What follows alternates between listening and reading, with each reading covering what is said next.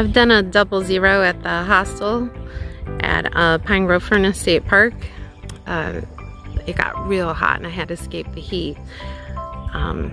You likely haven't seen the footage of how I got here because my SD card on my phone, something's gone wrong and I'm missing 2-3 days worth of footage, all my pictures, my videos, and some really special memories that I want to hang on to forever, which I really would have liked to have documented, are probably missing, but I won't know for sure until I get home and can use a computer and see if anything can be retrieved. But you know, that's how life goes sometimes, and I'm not gonna take the time right now to tell you the story, just in case I do get the footage. It would be a lot more fun to watch than to hear me just talk about it. So anyway, I would like to show you around the Ironmasters Mansion. This mansion was built in 1829, I believe, by the Ironmaster, but the furnace that was here at Pine Grove Furnace started in the 1700s, so it was in existence during the Revolutionary War and the Civil War, and then, like I said, in 1829, the owner had this built and lived here, and it was also like offices. But I've had a great stay at this hostel. The innkeeper, Missy, is just phenomenal, and it's been wonderful. But it's beautiful, and I've fallen in love with this house. I've spent some time cleaning it, so I got to see more of its nooks and crannies, and it already feels like home.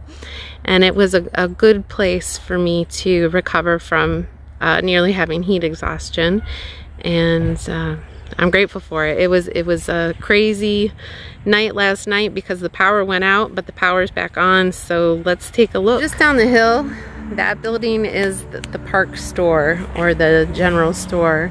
So if you walk up the hill, you're going to see this side of the mansion. And there, the door with the wreath, you can come in there. But there's a lot of doors, so not all of them are entrances. But we're not going to enter there. I want to show you this amazing porch.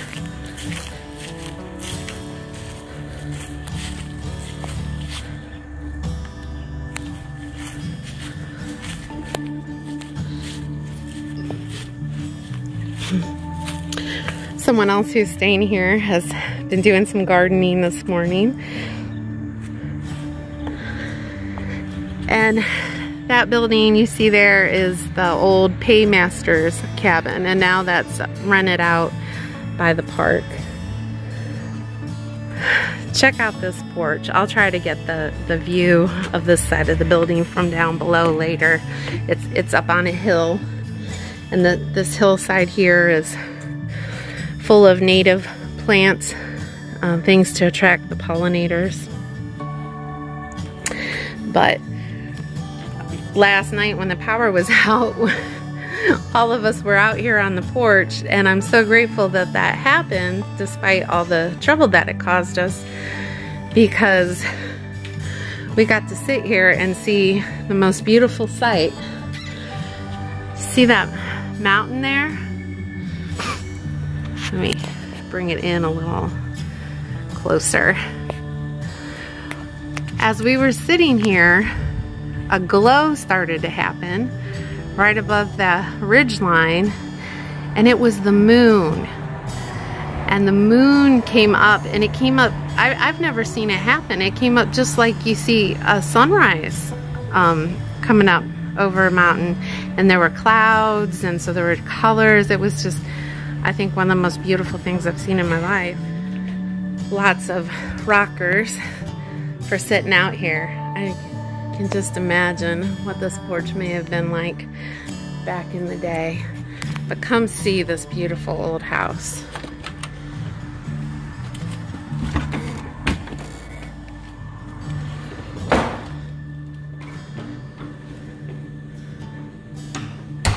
Now, there's a kitchen, but you know, if you need to use it, Missy's real generous and nice, and she'll let you.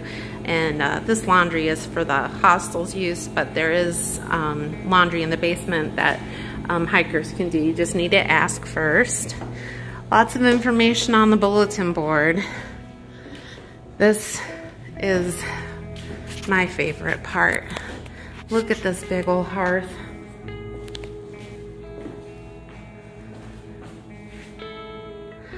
I would love to be able to cook my soup on one of those swinging arms in a big old kettle like that. And this iron kettle was made here at Pine Grove Furnace, and so was this stove. And there's a bowl full of slag over here. This is a byproduct that would come out of the furnace. I thought this was a bowl of rocks when I was dusting yesterday, and then I picked them up and they were so light for their size. And look at that.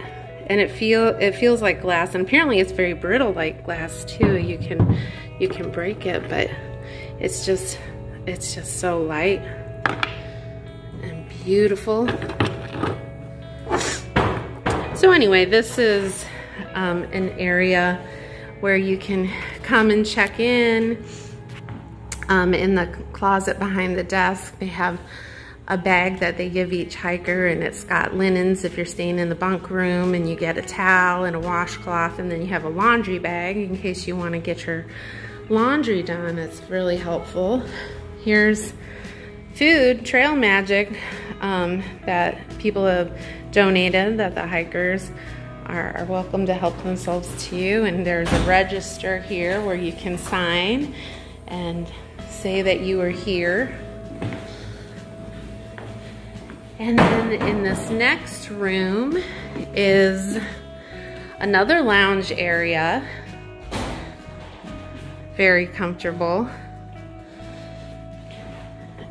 And in this closet here, they've got books and board games. And there's a lot of these informational displays where you can read all about the making of the iron. Is this one upstairs is very interesting to me. The conditions that the workers lived under, a lot of history. It talks about what happened, you know, during the Civil War. Very interesting place. And there's lots of little artifacts in all the nooks and crannies if you just take the time to look around. So in here, here's another hiker box. This one isn't food, but it's got, people have left things like deodorant, soap, I don't know, various toiletries. They have loaner clothes. So when you're getting your free shower, you have something that you can change into, and you can get both your hiking clothes and your sleeping clothes washed at the same time, and that is a real treat.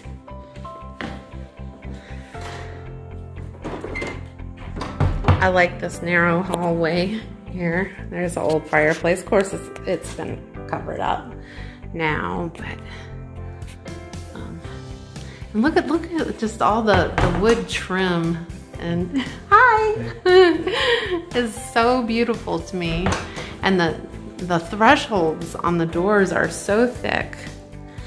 And let's see, over here is a unisex restroom. It's got a shower in it and a toilet. And here are computers that hikers are allowed to use. There's a map of the entire trail. And then this is the women's restroom over here. Nothing fancy, but shower, toilet, you know, it's got what you need. And then over here This is the door that had the wreath on it from outside. Through here is the women's dormitory. Oh, there's a portable air conditioner in here, so it feels really nice. The main part of the mansion's not air conditioned, but you see there's bunk beds, and they give you, like I said, some linens, so you make your own bed, and then in the morning you just drop them off in your laundry bag. So very comfortable. Look at the, under these arches, there's on both sides are those built-in bookshelf cabinets. And there's another exit out that way. And this is only the first floor. There are 3 floors.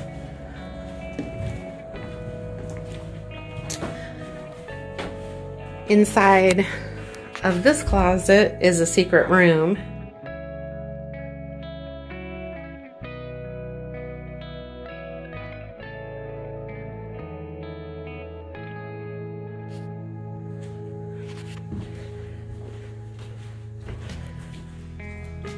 And then here's the stairway going up to the 2nd floor. And on the 2nd floor is where the men's dormitory is. And I believe they have their own bathroom up here too.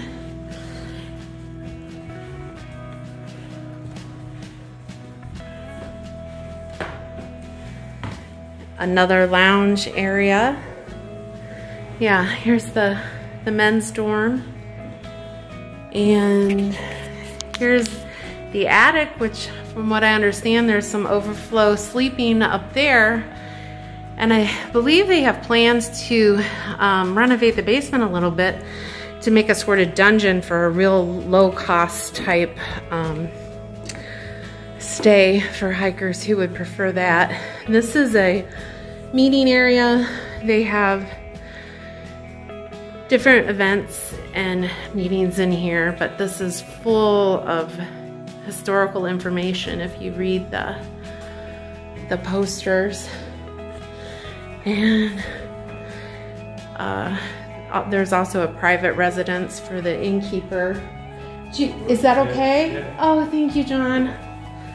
And then here is the couples room.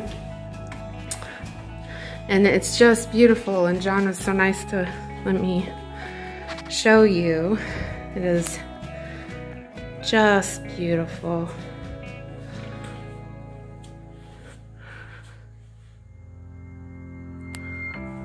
I think this is $60 a night, and the bunk rooms are $25 a night. It's so cute. I'll show you the bathroom because it's mostly because I love this statue of the fairy. See? Nice shower.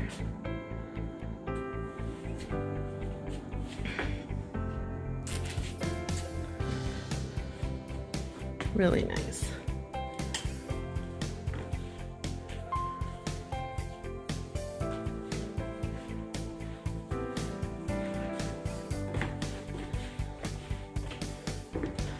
So let's go outside.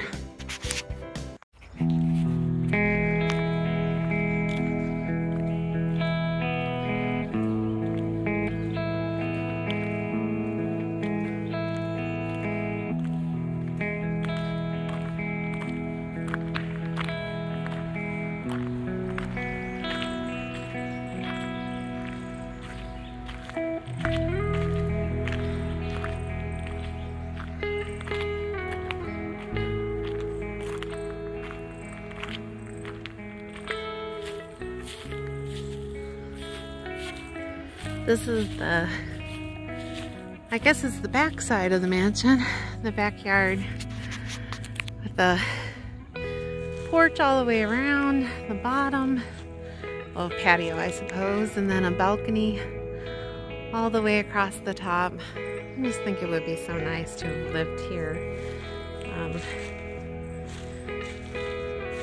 with all the porches, and then, you know, I mean, you're right here in such a beautiful area.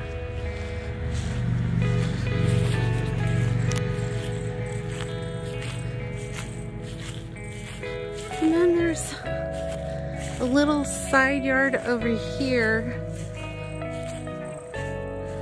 Somewhere I heard there's a fire pit where you might could have a fire, but I'm not sure where that is.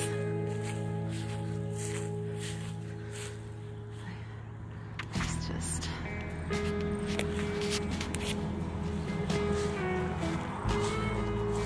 and then we're right back over to the front porch. Okay, you go first. You have to watch your head though, okay? Can you see where the caution tape is? You will hit your head. It is very low, okay? So, gotta be careful. Yeah, there's not one with us? Yeah. Even John? I don't think he knew about it. He didn't jump up for joy or anything. Okay, watch your head. Oh my goodness. Feel the air down. Now it doesn't smell great, but Right. It smells like an old basement. but the air feels pretty good. Oh, isn't it cold here? Oh my God, I could sleep down here. Except for the stink. What's this? Oh, look at the natural rock here. Let me put on my, do you mind if I put on this real cool?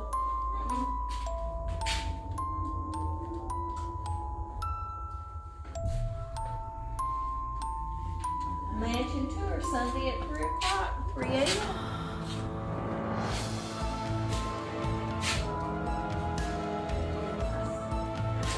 Look, Let's go outside. class of '83. Oh, look at the little hiker dude. I love him. And here's some Christmas ones.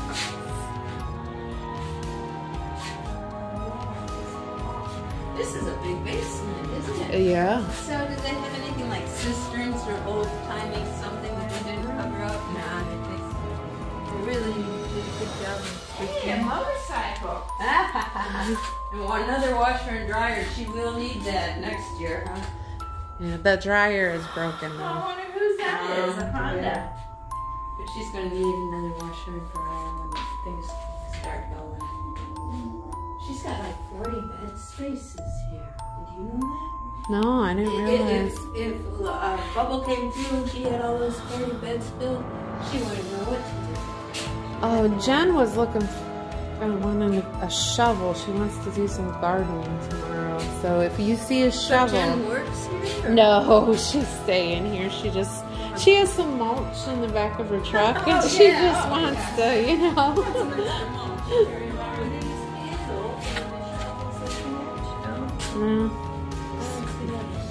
If you,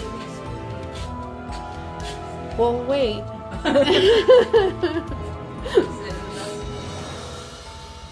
And they said they had a kitchen downstairs too? Yes, I think this was a, Jen thought this was, yeah. This could be, yeah, I would put beds down here for sure. So this is what Jen was saying. This must have been the summer kitchen. Nice. Isn't that lovely? I mean, because they were cooking over a fire. Right. And that you saw that big fireplace upstairs where the... So that's like they bake bread and all that stuff down here. Without heating up the house. Where it's open. Nah, there's food on it. Oh, maybe that was the bread oven. Yeah. Usually underneath is the bread. Keep it warm. Look. Look at this old upholstered. Yeah, this is kind of old, isn't it? 1950 or before, right? I I would think before the. I don't know, is that vinyl or leather? Well, they had some kinds of vinyl. Looks more like Vinyl. yeah. And then where do you suppose that goes to? But that might be their electrical. You know. Well, I don't know, because look at all this over here. Wow. No, listen, it's a cold or wood shoot. Here we snakes. Oh. Oh, that's the secret room. You can't go in there. She said for liability issues because if there's snakes or whatever. But upstairs by where we're staying, there's a closet. If you open it, there's a ladder that goes down into that room. And It goes down here. Yeah. And I think that maybe it was part of the Underground Railroad. They hit him here. But Jen said, well, Jen said that the local historians have no proof of it. So they say it's not likely because it was such a busy house they would have been discovered. But we said maybe that's a perfect cover. Mm-hmm. And there is some stuff upstairs that talks about one of the foremen, I think somebody who was involved with the ironworks actually was helping move people along. Boiling Springs, they have a house about some big guy.